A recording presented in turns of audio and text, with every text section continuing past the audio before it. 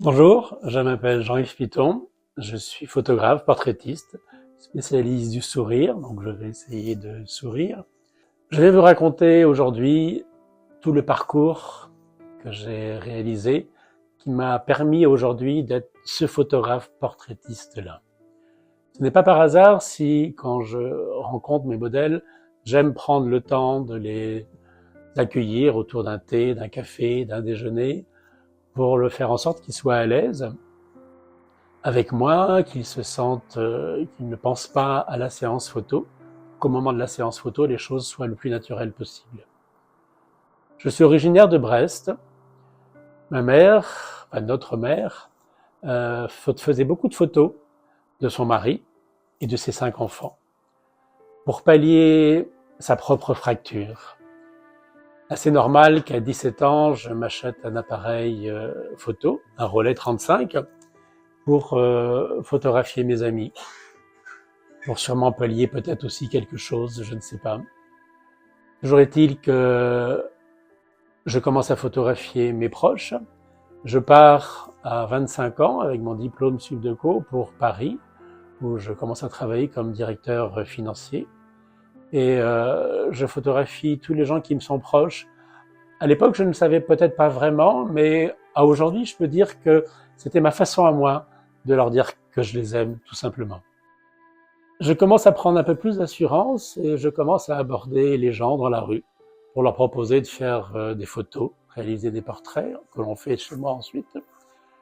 Je fais un book, pas les books qu'on a sur nos iPhones aujourd'hui, mais des books genre book des Beaux-Arts, et je pars souvent avec ce book pour montrer aux gens ce que je fais, pour leur donner confiance.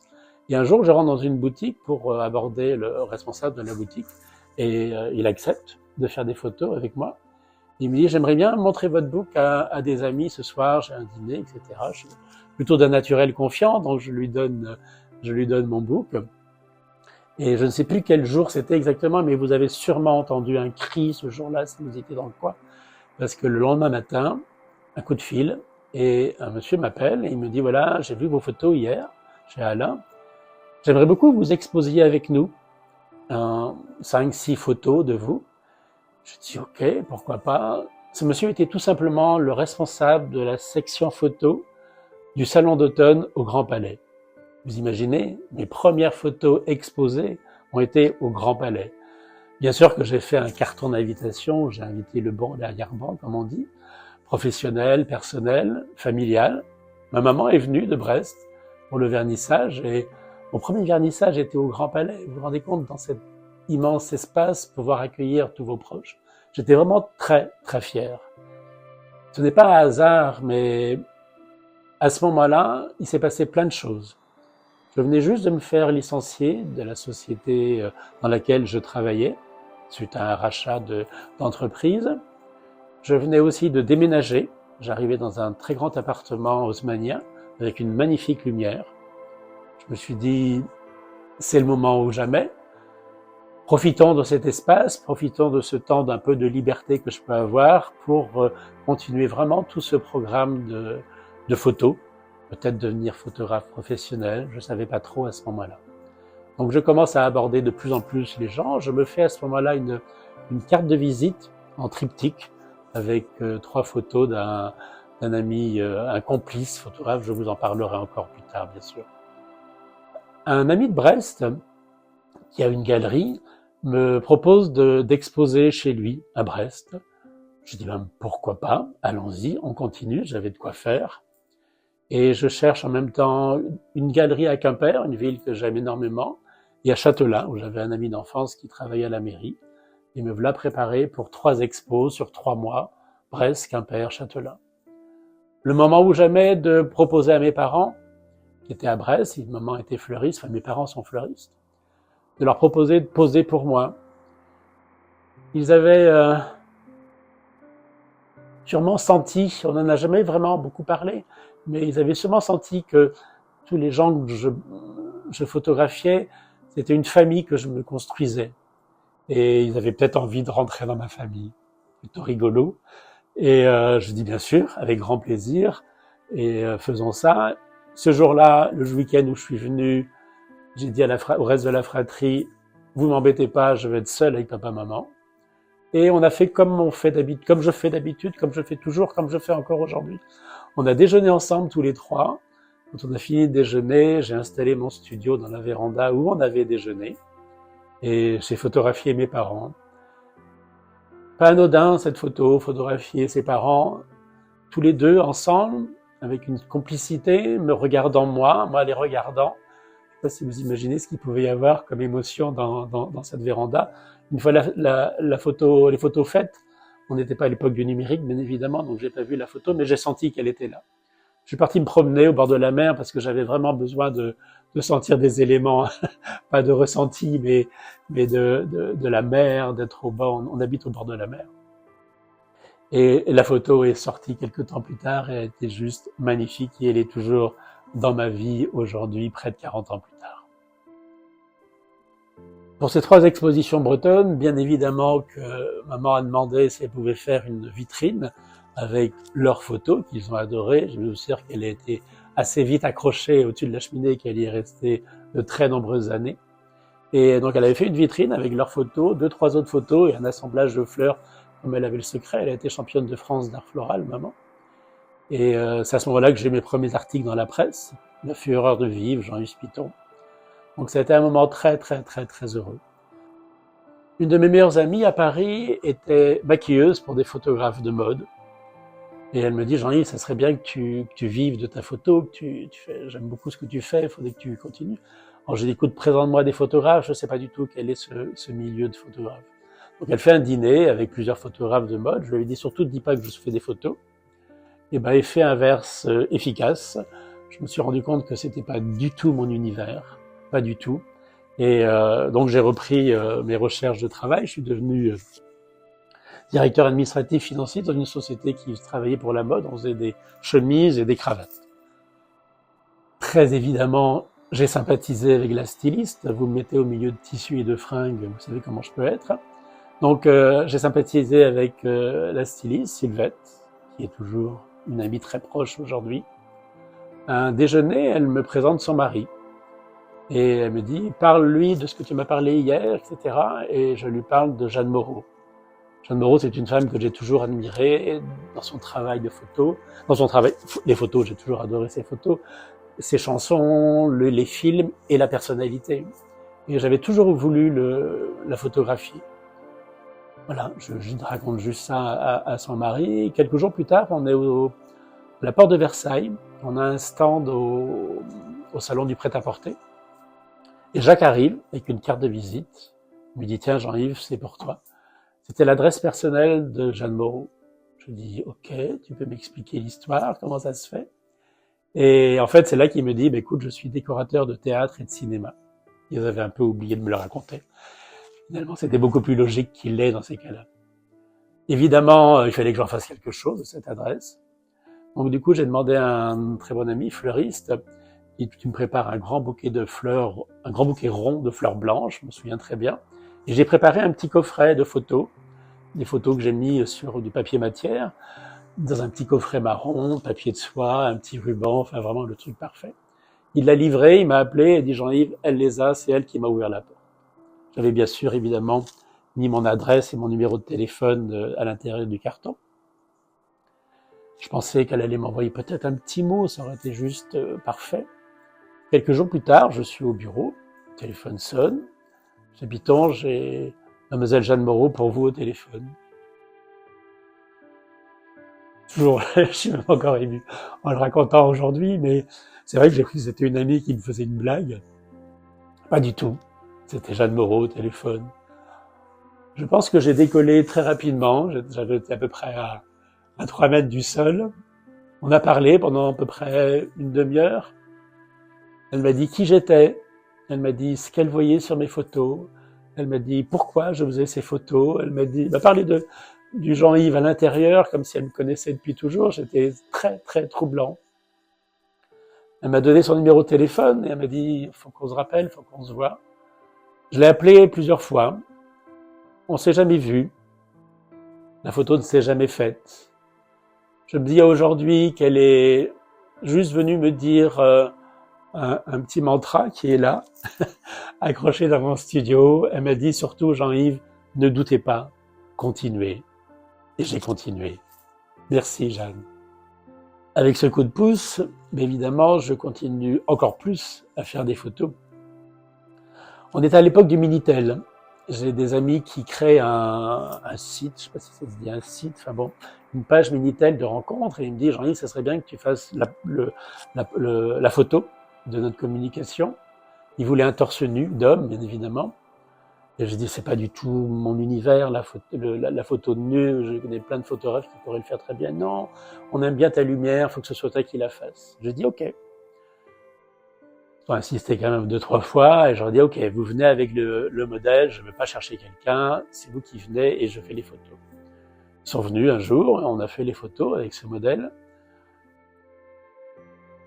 J'aurais donné les films, et j'en dis maintenant vous allez les développer dans ce labo où j'avais l'habitude d'aller tirer mes photos régulièrement le week-end. Et quelques jours après, il m'appelle et dit Jean-Yves, ça serait bien que tu viennes voir ce que tu as fait. Ok. Dans ma tête, c'était évident qu'ils allaient me demander de recommencer. C'est la première fois que je faisais des nus, je pense que j'avais fait des ratés, etc. Et j'arrive chez eux, je vois toujours comment ils étaient positionnés dans leur salon. Ils me donnent les planches contact, et je regarde ça, et ça faisait un peu comme dans la pub, vous savez, c'est moi qui l'ai fait. Je dis waouh, c'est pas mal. Il dit maintenant tu reprends tes films, tu reprends tes négatifs, tes planches contact, et tu nous donnes le droit d'utiliser ces 2 photos-là, le reste c'est à toi. Et c'était mon premier travail vendu à ce moment-là. J'étais assez touché d'avoir réalisé ça. Je me dis ouais, c'est pas mal du tout. J'avais coupé les têtes. Je pouvais pas faire les portraits en même temps que je photographiais le corps, c'était trop difficile pour moi. J'en parle à un ami un soir à la maison, on dînait ensemble. Il me dit, l'heure de question que tu t'arrêtes là, enfin, tu vas pas faire juste ça, etc. Il dit, l'année prochaine, il était très organisé à ce niveau-là. L'année prochaine, c'est l'International Gay Pride à Paris. C'est l'occasion ou jamais de faire une expo de nus masculins. Je dis, ok, pourquoi pas, mais j'ai pas l'argent. Je sortais d'une période de chômage, j'avais pas vraiment beaucoup, ça coûte assez cher de préparer une exposition. On calcule comme ça rapidement, il me dit fais le calcul, tu verras un peu où ça te mène et tout, le nombre de modèles, le nombre de on n'est pas à l'époque de l'argentique, donc c'est du numérique, ça coûte cher les films, les tirages, les planches contact et tout, préparer les photos. Et puis à la fin, j'arrive à un montant, je serais incapable de le dire aujourd'hui comment c'était, mais c'était un montant qui n'était pas du tout dans mes cordes. Il a sorti son chéquier de sa poche, il a fait un chèque de ce montant-là. Il m'a dit maintenant, tu peux pas te défiler, tu dois faire l'exposition. Il m'a dit, tu me paieras en photo, t'inquiète pas. Et j'ai fait l'exposition. J'ai rencontré plein de gens par différents canaux. Évidemment, il y a eu quelques amis qui disent, hors de question qu'on soit pas dans l'expo, donc ils sont venus poser pour moi. Et même un ami qui est venu d'Italie avec une amie à lui qui était danseuse, et ils sont venus poser un week-end à la maison.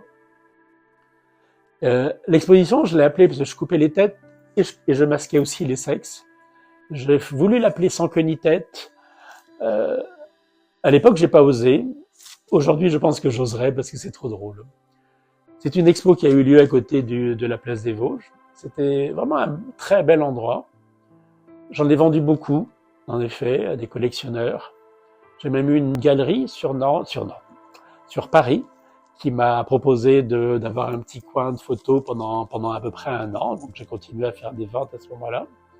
J'ai eu un collectif de photographes de nus masculins qui préparait une exposition et qui me dit « Ah, ça serait bien, on aimerait bien que vous veniez avec nous ». C'était que des professionnels, des gens qui avaient fait des livres ou pas. Et je dis « Ben oui, mais enfin moi je suis… bon ». Il dit « Ok, tu viens avec nous ». Et donc on a préparé cette exposition. Elle a eu lieu au musée de l'homosexualité à Berlin. Il a fallu qu'on choisisse une photo pour faire l'affiche et le carton d'invitation. Et c'était une de mes photos, le Ken Montagnard. Très grande fierté d'être reconnu par mes pairs, par des gens que pour moi, ils étaient bien au-dessus de moi dans ma tête, dans la technique de la photo. À ce moment-là, je faisais aussi d'autres expositions de portraits. Et j'avais un complice qui venait toujours, avec qui j'ai fait beaucoup de photos, le complice du triptyque, vous vous souvenez. Et ce soir-là, un vernissage, il n'est pas venu. Quelques jours plus tard, je suis passé le voir et je lui ai dit « Pourquoi t'es pas venu au radio, au vernissage, je t'attendais ?» Et là, il me sort « Tu sais Jean-Yves, tes photos, tes sourires, tes regards de tendresse, tout ça, c'est pas la vraie vie, c'est toujours la même chose que tu nous fais, c'est pas le monde réel ce que tu photographies. » Et il l'a pas dit avec ces mots-là, il avait dit des mots avec un peu plus dur, si je me souviens bien. Et j'avoue que ça m'a beaucoup heurté, m'a fait très mal. Vous n'auriez pas compris, je suis un petit peu sensible. Et j'ai posé l'appareil photo pendant presque un an. J'ai pas touché mon appareil photo. J'ai pas eu besoin de faire des photos, j'ai pas eu envie de faire ces photos-là, apparemment, pas... Je sais pas, enfin, il s'est passé quelque chose. À ce moment-là, j'avais rencontré aussi quelqu'un dans ma vie. On a pris la décision de venir vivre à Nantes, et je suis devenu directeur général d'une clinique psychiatrique. J'ai recommencé à faire des expositions dans des restaurants, dans des hôtels. J'ai commencé à aborder aussi les gens un peu différemment, mais commencé à les aborder. Et on arrive en septembre 2007. Je pars pour une formation de 3 jours à Paris. Le mercredi, quand je rentre, mon compagnon n'est pas à la gare. Il y est toujours habituellement. J'appelle des amis qui viennent me chercher s'il était tard, dans la nuit. Et on retrouve Didier dans le garage. Il avait mis fin à ses jours. Et là, vous rentrez dans une spirale, plutôt vers le bas d'ailleurs. Votre monde s'écroule. Vous avez du mal à vous lever le matin, vous avez du mal à vivre tout simplement. Je fais une pause, j'ai repris mon travail. N'oubliez pas que j'étais directeur d'une clinique psy, donc j'avoue que c'était une période assez compliquée. Je sais que j'étais pas très loin de là où en sont les patients.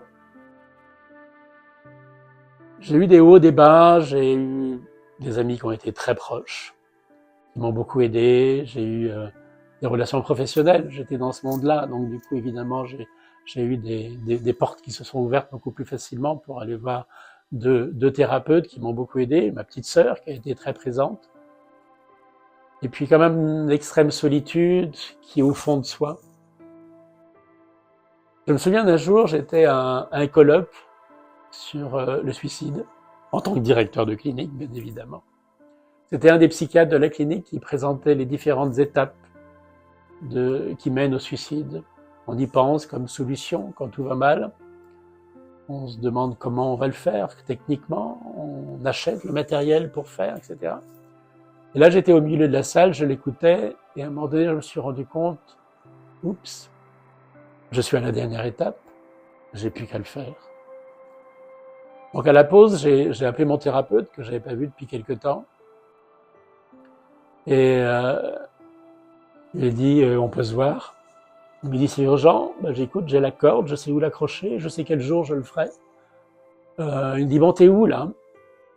Et là je lui dis oh, je suis un écologue sur le suicide. On a éclaté de rire tous les deux. Il dit mais tu te fous de moi?